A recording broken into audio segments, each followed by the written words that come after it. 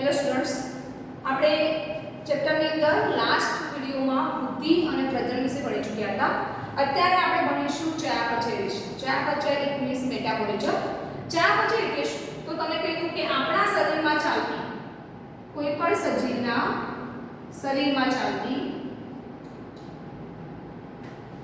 બધી જ રાસાયણિક ક્રિયાઓનો સરવાળો એટલે કે ચયાપચય. મિત્રો એકવાર ફરી વ્યાખ્યા પર જોઈ લઈશું કે સજીવના શરીરમાં ચાલતી બધી જ રાસાયણિક ક્રિયાઓ એ ટુ છે. આપણા શરીરમાં જે પણ રાસાયણિક ક્રિયાઓ થાય છે એ બધાનો સરવાળો એટલે કે ચયાપચય. મિત્રો હું તમને એક એક્ઝામ્પલ દ્વારા સમજાવું છું. માનો કે ખોરાકમાં આપણે રોટલી ખાઈએ છીએ.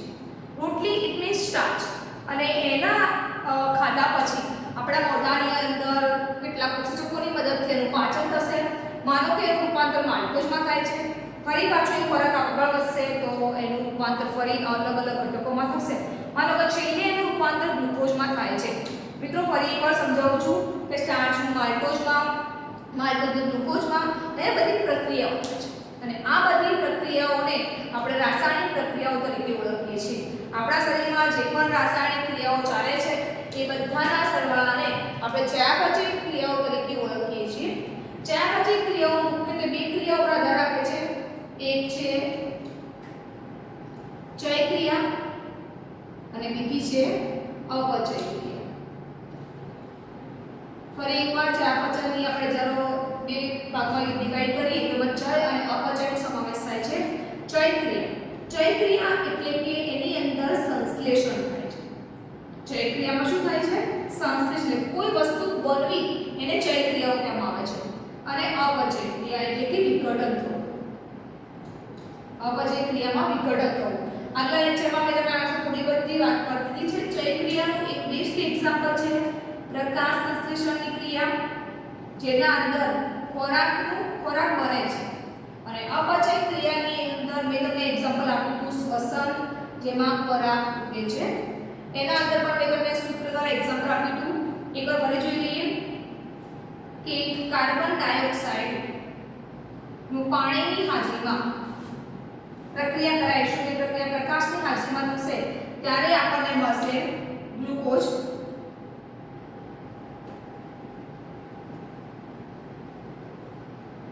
ગ્લુકોઝની સાથે સાથે કેટલોક ઓક્સિજન અને કેટલોક પાણીના અણુઓ પણ દૂર થશે. પાણી અને ઓક્સિજનનું પણ દૂર થતો હોય છે. એની અંદર આ જે ઘટક બન્યો છે એ ઘટક બે સરળ પ્રકારના ઘટકોમાંથી બને છે અને આને આપણે જટિલ ક્રિયા કહીશું.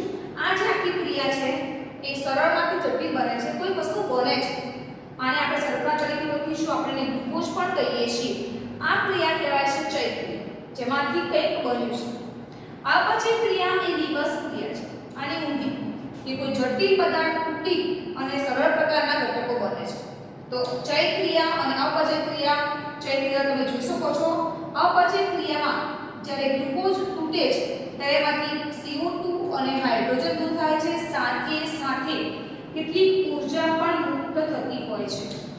મિત્રો ફરી એકવાર કે ચયાપચયની ક્રિયા મુખ્યત્વે બે પ્રક્રિયાઓ પર આધાર રાખે છે.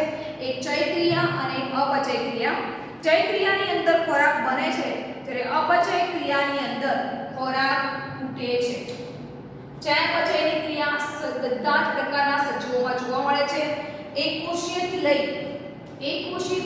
બહુકોષી સુધી, એકકોષી સજીવોથી લઈ બહુકોષી સજીવો સુધી બધા સજીવોની અંદર ચયાપચયની ક્રિયાઓ આપણને જોવા મળતી હોય છે. નિર્જીવ પદાર્થોમાં કોઈ પ્રકારની રાસાયણિક ક્રિયાઓ થતી હોતી નથી. પરંતુ મિત્રો યાદ રાખજો, પરંતુ કોષયુક્ત તંત્રની બહાર આ પ્રક્રિયાઓ થતી હોય છે. કોની બહાર કીધું મેં? કોષયુક્ત તંત્રની બહાર. પરંતુ કોષયુક્ત તંત્રની બહાર આ ક્રિયાઓ થતી હોય છે. એના એક એક્ઝામ્પલ દ્વારા મિત્રો સમજાવું છું.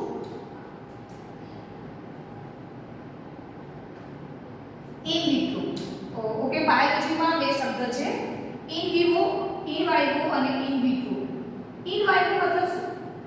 કે માનો કે જે પ્રક્રિયા પ્રક્રિયા મેં તમને પહેલા વાત કરી ગ્લુકોઝ સ્ટાર્ચમાંથી ગ્લુકોઝ બનવું તો આપણા શરીરમાં એ ક્રિયા નેચરલી થાય છે કુદરતી રીતે થતી હોય છે તો એને આપણે ઇનવાયરો કહીશું જે જગ્યાએ સજીવ તંત્રની અંદર મતલબ કુદરતી રીતે એ પ્રક્રિયા થાય તો આપણે એને ઇનવાયરો કહીશું અને એ જ ક્રિયા જો આપણે કૃત્રિમ રીતે એ કોઈ કસ નળીમાં કે ટેસ્ટ ટ્યુબ ન કરાવીએ આ રીતે ટેસ્ટ ટ્યુબની અંદર માનો કે અહીંયા સ્ટાર્ચ ભરી એને હીટ આપી એને આટલે આપણે બર્નર દ્વારા હીટ આપી અને જો એ પ્રક્રિયા કરાવીશું તો આ પ્રક્રિયાને ઇન વિટ્રો તરીકે ઓળખીશું મતલબ કે કુદરતી રીતે પ્રક્રિયા થાય એને ઇનવાયરો અને એ પ્રક્રિયા આપણે સજીવતંત્રની બહાર કરાવીએ તો આપણે ઇન વિટ્રો તરીકે ઓળખીશું ઇનવાયરોને આપણે સ્વસ્થાન તરીકે પણ ઓળખીએ છીએ અને ઇન વિટ્રોને આપણે નવ સ્થાન એટલે કોઈ નવી જગ્યાએ સજીવતંત્રના બહાર કરીએ તો એને ઇન વિટ્રો તરીકે ઓળખીશું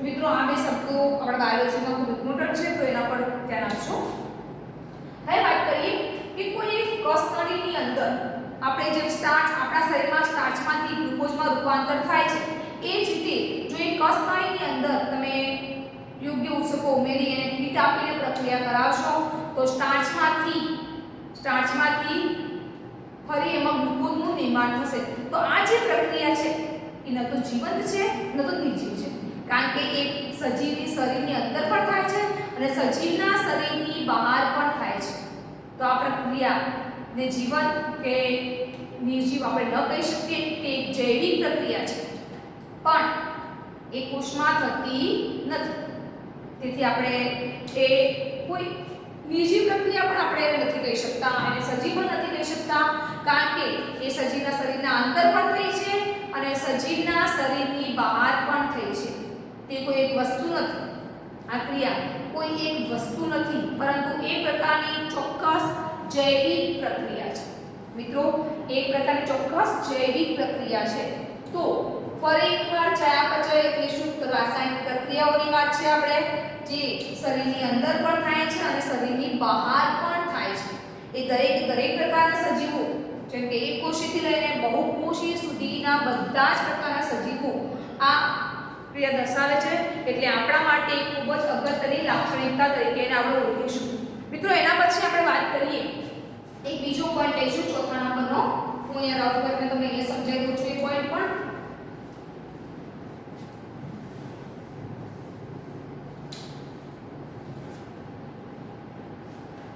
મિત્રો આપણે ચોથા નંબરના પોઈન્ટની વાત કરી હતી કે સજીવો પર્યાવરણ પ્રત્યે જે ચોક્કસ પ્રતિક્રિયા દર્શાવે છે તે પર્યાવરણ પ્રત્યેની ચોક્કસ પ્રતિક્રિયાઓ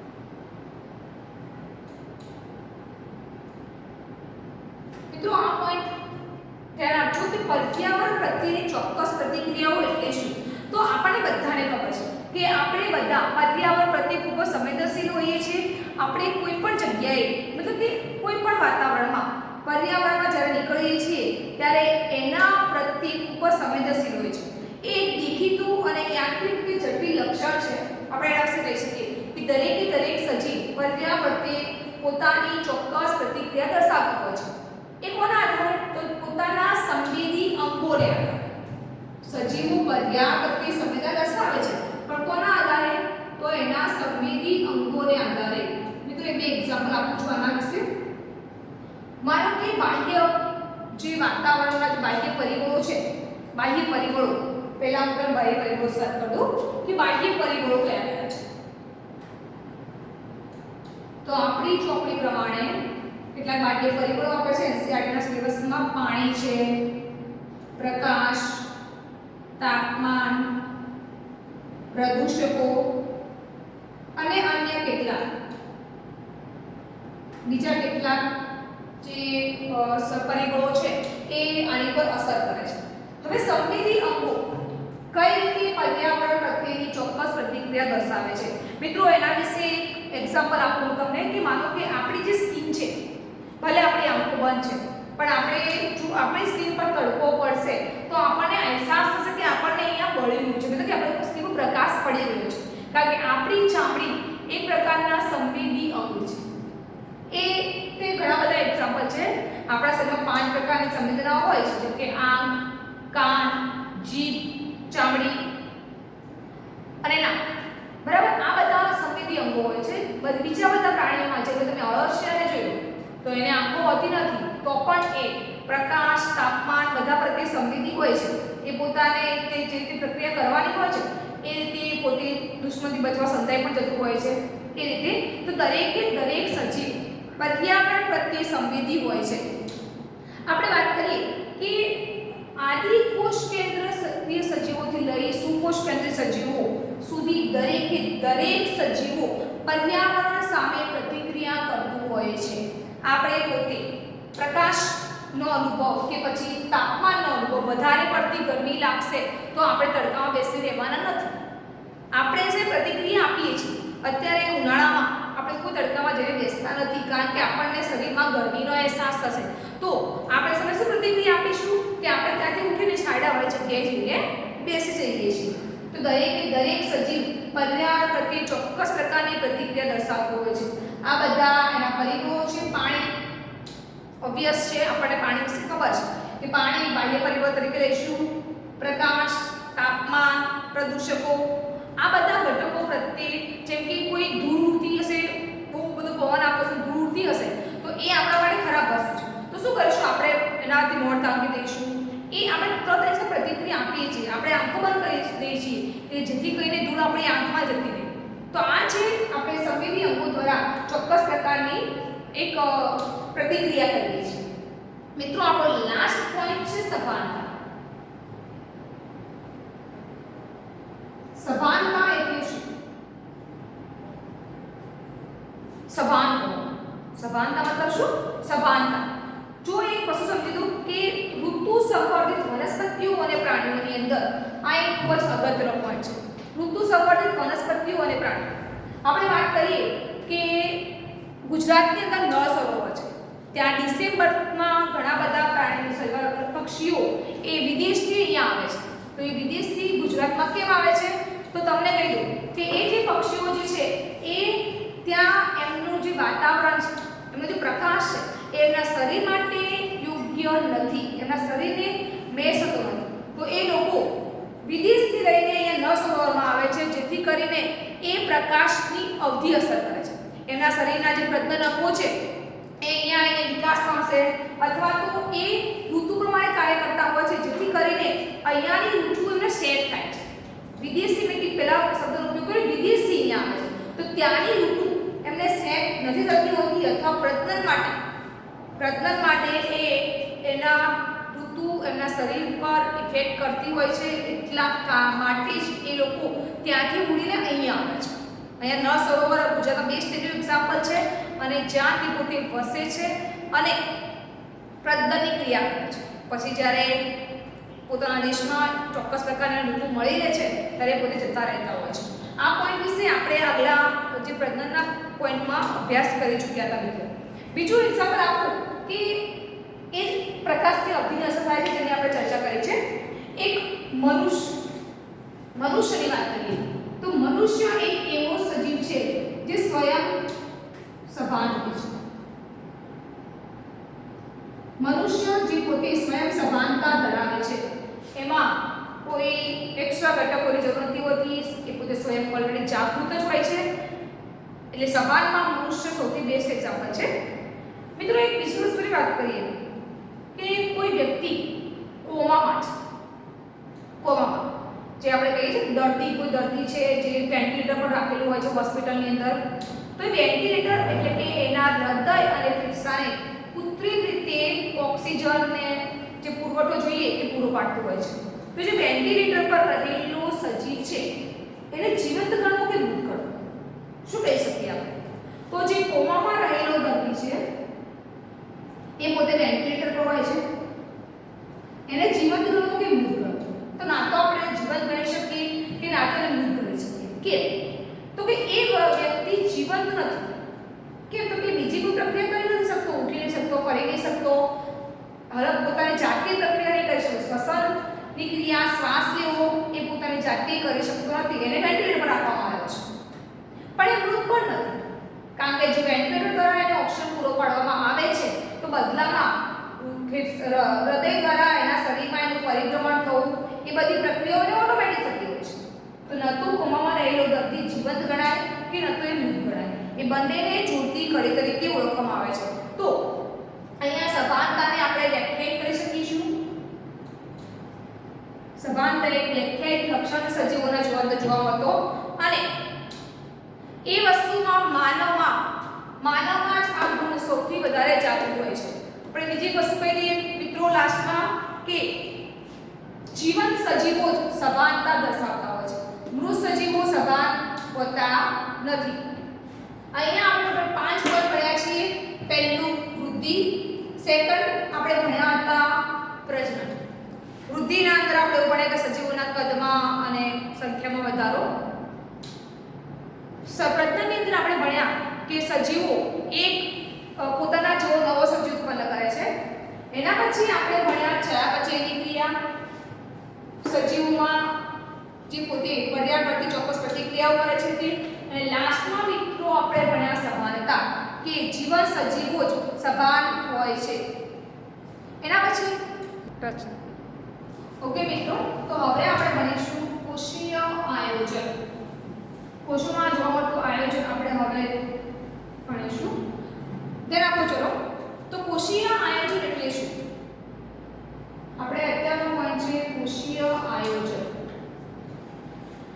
તો આપણે વાત કરી કે સજીવના શરીરમાં ચાલતી બધી જ વિલક્ષણ ઘટનાઓ, સજીવના શરીરમાં જેટલી પણ ઘટનાઓ ચાલી રહી છે એ બધી જ ઘટનાઓ તેમના શરીરના દેહની એટલે કે તેમના દેહની આંતરક્રિયાઓનું પરિણામ છે, અથવા એમના દેહમાં ચાલતી બધી જ આંતરક્રિયાઓને લીધે શક્ય બને છે. ફરી એકવાર કહી દઉં છું કે સજીવના શરીરની જીવનની જે પણ વિલક્ષણ ઘટનાઓ છે એમના દેહમાં ચાલતી આંતરક્રિયાઓના લીધે શક્ય બને છે. એમના દેહમાં જે આંતરક્રિયાઓ થઈ રહી છે એના જ કારણે સજીવના જીવનની વિલક્ષણ ઘટનાઓ જોવા મળે છે. એક્ઝામ્પલ દ્વારા સમજાવું છું કે કોઈ એક પેશી છે. પેશી, આ પેશી જે છે એના ગુણધર્મો કોને આધારે છે? તો પેશીના જે ગુણધર્મો છે એ પેશીના આધારે નહીં, પરંતુ પેશીના ગુણધર્મો પેશીના આધારે નહીં, પરંતુ તેના કોષમાં અથવા તો પેશીના ગુણધર્મો કોષોને આધારે નહીં. કારણ કે આપણને ખબર છે કે કોષો એક કરતાં વધારે કોષો ભેગા મળે અને પેશી બનાવે છે. તો પેશીના જે ગુણધર્મો છે એ કોષોને આધારે ન હોવાથી કોષોમાં ચાલતી આંતરક્રિયાઓનું પરિણામ છે. કોષોના ચાલતી આંતરક્રિયાઓનું પરિણામ છે. તેમજ કોષોના ગુણધર્મો એ કોષોને કારણે નહીં પણ કોષીય અંગિકાઓના આંતરક્રિયાઓનું પરિણામ છે. એક વસ્તુ સમજી લો મિત્રો કે પેશીના ગુણધર્મો કોષોની આંતરક્રિયાઓનું પરિણામ છે, જ્યારે કોષોના ગુણધર્મો કોષમાં રહેલી અંગિકાના આંતરક્રિયાઓનું પરિણામ છે. એ જ રીતે અંગિકાના ગુણધર્મો અંગિકાના પોતાના કારણે હશે નહીં, પરંતુ અંગિકાના જે ગુણધર્મો છે એ એના અંદર રહેલા આણ્વીય ઘટકો જે અંગિકાઓ છે એના ગુણધર્મો કોના આધારે? તો એના અંદર રહેલા જે અણુઓ છે, જે પણ અણુઓ જેટલા પણ આણ્વીય ઘટકો આવેલા છે એ આણ્વીય ઘટકોના પરિણામે જોવા મળશે.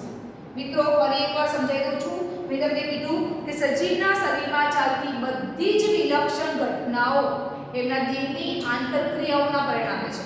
જેમ કે પેશીના ગુણધર્મો રહ્યા એ કોષોમાં ચાલતી આંતરક્રિયાઓના પરિણામે જોવા મળે છે, જ્યારે કોષોના ગુણધર્મો એ કોષીય અંગિકાઓના આંતરક્રિયાઓનું પરિણામ છે. તો જ્યારે કોષીય અંગિકાઓના ગુણધર્મો કોના આધારે? તો કોષોના અંગિકાઓની અંદર રહેલા આણ્વીય ઘટકોના આધારે જોવા મળે છે. તો આ છે આયોજન છે. આયોજન મતલબ કોષ, પેશી, અંગતંત્ર એ જે આયોજન છે એ ઉચ્ચ સ્તરે આ આંતરક્રિયાઓ ઉચ્ચ ગુણધર્મોમાં પરિણમે છે. જેમ જેમ આયોજન થશે, જેમ કે પહેલું આણ્વીય ઘટકો છે એમાંથી અંગિકા, કોષ બનશે, પેશી બનશે, પેશીતંત્ર બનશે, એ જેમ જેમ ઉપર સ્તરે જશે તેમ તેમ એ ઉચ્ચ પ્રકારના ગુણધર્મો પ્રાપ્ત કરે છે. મિત્રો ફરી એકવાર કહી દઉં છું કે જેમ આયોજન આગળ વધે છે તેમ ઉચ્ચ પ્રકારના ગુણધર્મો પ્રાપ્ત કરે છે.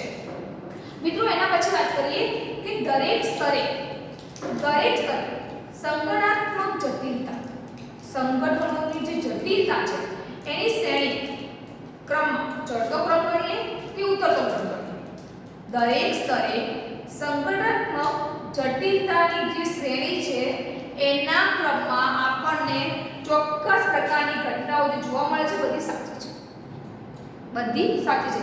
શ્રેણી કીધું અંગિકા, કોષો, પેશી, અંગ, આ સ્ટેપ બાય સ્ટેપ જેમ આગળ વધીને શ્રેણી કહેવામાં આવે છે.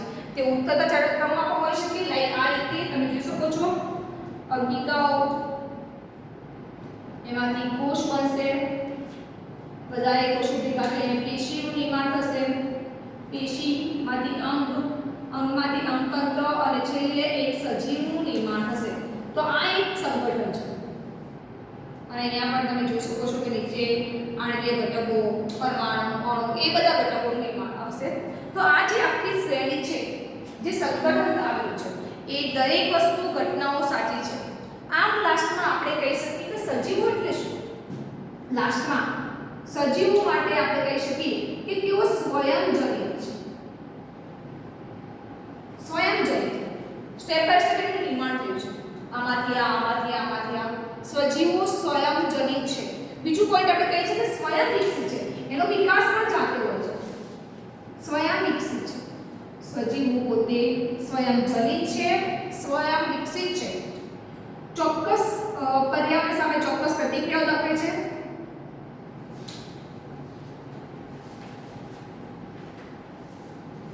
મિત્રો ફરી એકવાર કે સજીવો સ્વયંજનિત છે, સ્વયં વિકસિત છે, બાહ્ય ઉત્તેજનાઓ સામે, બાહ્ય પરિબળો સામે ચોક્કસ પ્રતિક્રિયા દાખવે છે અને એકબીજા પર નિયંત્રિત કરતા, એકબીજા પર નિયંત્રણ દાખવતા સ્વયં નિયંત્રિત તંત્રો છે. આ રીતે આપણે સજીવ વ્યાખ્યાયિત કરી શકીએ છીએ કે સજીવો શું છે? તો સજીવો સ્વયંજનિત, સ્વયં રીતે ઉત્પન્ન થયેલા, સ્વયં વિકસિત, સ્વયં રીતે વિકાસ પામેલા. એના પછી આપણે જોઈએ કે બાહ્ય પરિબળો સામે પ્રતિક્રિયા દાખવે છે. બાહ્ય પરિબળો સામે પ્રતિક્રિયા દાખવનાર છે. સાથે સાથે જે સજીવો છે એ એકબીજા પર અસર કરતા સ્વયં નિયંત્રિત તંત્રો છે. એકબીજા પર અસર કરતા સ્વયં નિયંત્રિત તંત્રો છે. તો મિત્રો આપણે આ એક સજીવની વાત કરીએ. હવે વાત કરીએ જીવ વિજ્ઞાન. તો કે જીવ વિજ્ઞાન જે છે શું છે? આટલી વાત પરથી આપણને એક સમજ પડી જાય કે જીવ વિજ્ઞાન રહ્યું એ પૃથ્વી પર રહેતા સજીવોના જીવનની અને એના વિકાસની એક વાર્તા છે. જીવ વિજ્ઞાન શું છે? મેં શરૂઆતના વિડીયોમાં જ કીધું હતું કે આપણે અહીંયા સજીવો ક્યાંથી આવ્યા, ક્યાં રહે છે, શું છે, કેવી રીતે રહેણી કહેણી છે, બધું જ આપણે ભણવાનું છે. તો જીવ વિજ્ઞાન, બાયોલોજી એ પોતે શું છે? પૃથ્વી પર રહેતા બધા સજીવોના જીવનની અને વિકાસની વાર્તા છે. આપણે આને વાર્તા જ કહી શકીએ. આપણે અહીંયા એક વાર્તા છે, સજીવો કઈ રીતે ઉત્પન્ન થયા, કઈ રીતે એકમાંથી બીજામાં કન્વર્ટ થયા છે, કઈ રીતે તેનું આયોજન થાય છે, આ બધું જ આપણે અહીંયા ભણવાનું છે. તો અહીં આપણે કહી શકીએ કે સજીવના અંદર સજીવના દેહની વાત, સજીવના વિકાસની વાત, આ બધું જ આપણે જીવ વિજ્ઞાન એટલે કે બાયોલોજીની અંદર ભણીશું અને એને જીવ વિજ્ઞાનની વાર્તા કીધી છે. મિત્રો સજીવનો વર્તમાન, ભૂતકાળ અને ભવિષ્ય, સજીવનો વર્તમાન, ભૂતકાળ અને ભવિષ્ય એ જનીન દ્રવ્યની વહેંચણી, જનીન દ્રવ્યની વહેંચણી મતલબ કે તમે જોઈ શકો છો કે આગળ જેમ જેમ એક કોષો પેશી અંગનું નિર્માણ થાય છે તેમ તેમ જનીન દ્રવ્યો એક કોષમાંથી બે કોષો બને, બેમાંથી ચાર બને છે, એ રીતે જનીન દ્રવ્યો બધામાં વહેંચાય છે અને જનીન દ્રવ્યની વહેંચણી દ્વારા વિવિધ દરજ્જે એકબીજા સાથે સંકળાયેલા હોય છે. જનીન દ્રવ્યની વહેંચણી દ્વારા એકબીજા સાથે સંકળાયેલ હોય છે. ફરી એકવાર સજીવની વાત કરીએ તો સજીવનો જે ભૂતકાળ છે, વર્તમાન છે, ભવિષ્ય છે, એ એ જનીન દ્રવ્યની વહેંચણી દ્વારા એકબીજા સાથે સંકળાયેલા હોય છે. અહીંયા એક સિમ્પલ એક્ઝામ્પલ દ્વારા સમજાવું છું કે કોઈ અંગિકાઓ ભેગી થઈ અને કોષ બને છે. એક કોષમાંથી બે કોષ, બેમાંથી 4, 8, 16, 32 એમ કરતા ઘણા બધા કોષો બને છે. અને આ કોષોનું જનીન દ્રવ્ય છે એ પોતાના પિતૃકોષમાંથી મળેલું હશે. અમને બધા જ કોષો ભેગા થઈને પેશી બનાવશે. એ પેશીમાંથી વિભાજન થઈ નવા કોષો બને છે. તો બધા જ કોષોની અંદર જે જનીન દ્રવ્ય છે એ પોતે એના મેઇન પિતૃમાંથી જે મળ્યું હશે એ જ હશે. તો અહીંયા જનીન દ્રવ્યની વહેંચણી દ્વારા એ સંકળાયેલું હોય છે. મિત્રો અહીંયા આપણે આપણો વિડિયો પૂર્ણ કરીએ.